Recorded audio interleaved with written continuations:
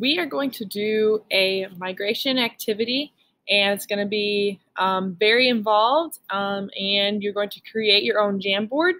And we're really excited because in social studies we haven't used Jamboard yet, but in ELA you have, so you should be very familiar with it, and I'm going to go through that activity right now. So like we've been talking about, humans still migrate today, and migration has been happening since the very beginning. People moving from one area to another, and reasons for that, well, that's what we're going to dive into today, okay? And I just want to touch base with some of you guys who had great responses to your questions last week. So first I want to talk to Kuzma's class, Morgan. She said they might want to move from an area because it might not get enough rain or too dry. So yeah, people move because of climate. So thank you, Morgan. And then Claire answered in Jablonski's class, people might want to move for hunting. Maybe there's less nutrient soil, so they need better soil for crops. Or maybe they move because of natural disasters. And that was a really good one because not anyone else said that. And natural disasters could be a major reason. Maybe you live in an area that gets hit by hurricanes quite often, so you move, right? So that was a really good response. And in Philip's class, Corinne said they might have hunted all they could hunt in the area. They ran out of resources and needed more. Another great response. And lastly, in Mr. Terpstra's class, Ella said the culture in the area they're going to, maybe they want to go, maybe the culture in the area they live in might not be suited to their taste. So yeah, this idea of culture. People like to live near people that are like them, right? That have the same culture as them. So that's another reason for migration, is just moving to where you are most familiar with that culture. So it's a very good response as well. So thank you guys. And I'm going to move to the Jamboard. So this is what you are going to click into. You have your own version of this in Google Classroom. It's called Reasons for Migration. And you are going to be posting images with captions for push factors on page 1.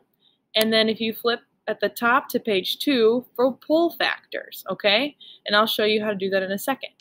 If you go to your Google Classroom, so here I am in Kuzma's Social Studies, we go to classwork always, and chapter 2 right here, migration. Let me make myself a little smaller. Chapter 2, migration here, I'm going to go to the textbook. If we scroll all the way down to the last page of 2.1, so this last page here, 31, we see this graphic right here, Reasons for Migration. This is essentially what you are making today using Jamboard. So you are going to be posting pictures like this, your own pictures, your own creativity, of both pull and push factors, okay? And these are reasons people migrate, okay? So this is a very visual picture and visual study guide for you, so that you really understand what are these different reasons people move, because it still happens today. Just like we're going to talk about, it happened way back in ancient cultures and ancient civilizations. So as you notice, there's little captions for all of these. And that's really important. We want you to label, we don't really even want you just to say food. We want you to say specific food like corn or crops such as, and then XYZ. Or maybe you say hunting buffalo, or hunting different wildlife, or trapping animals like beavers. And really think super specific, because it will help you with the next activity we are doing tomorrow. So you're going to go to your reasons for migration, and you will post your pictures and captions here. How you do that is using this sidebar on the left. And as you can see, I posted a magnet here, and I also posted a sticky note.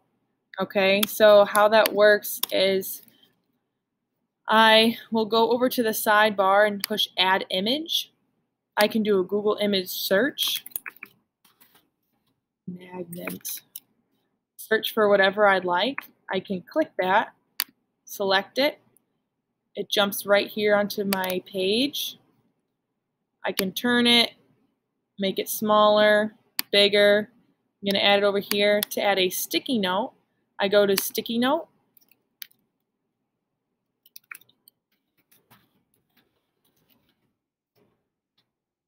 I add a sticky note with whatever I want it to say, and I can just put it right over by my image, and that is a perfect little way to add your caption. All right, have fun with this, work on this on your own, and try to finish it today. You will have some time tomorrow. It is not homework. And students, I want to clarify one more thing. We want you to have a minimum of 10 items for your push factors and your pull factors. So 10 on push, 10 on this page, push factors, and then 10 on pull factors, okay? And that might be stretching you a wee bit, but we do know there's going to be repeats. So that's why we're saying you need to be specific. So instead of just saying food, jobs, transportation, no, we want you to say specific things so that you can get to 10. So maybe you have 2 different examples of food, or 3 different examples of poor climate issues that people might move away from, right? So 10 things. There can be repeats as far as the broad category, like food, climate, jobs, such as that, but we want you to be very specific with your examples, okay? Hopefully that cleared up any questions you have. Just do your best, and like I said, this is not homework, but try to get as many examples as you can because you will want them for the group activity that we are doing tomorrow. Okay, awesome, thanks.